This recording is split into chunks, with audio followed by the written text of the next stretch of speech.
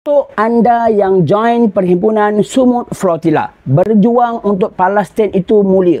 Tapi jangan sampai mulia di mata manusia, tapi hina di sisi Allah sebab kita tinggalkan solat. Kita laungkan takbir, kita kibarkan bendera, kita angkat sepanduk tanda sokongan. Semua itu sangat-sangat baik, semua itu sangat-sangat mulia. Tapi jangan sampai kita tinggalkan solat. Kalau anda terperangkap dalam jam nanti, kita boleh jamak. Contoh, anda terperangkap dalam jam pada pukul 4 petang. Kemudian sampai di rumah pukul 9 malam.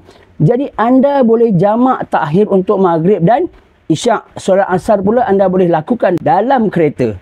Mudah kan? Betapa indahnya agama kita. Allah tak pernah nak susahkan kita.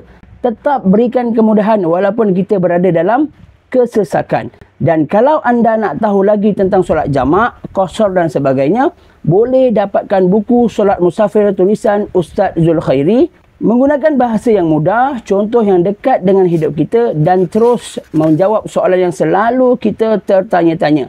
Dapatkan di beg kuning sekarang.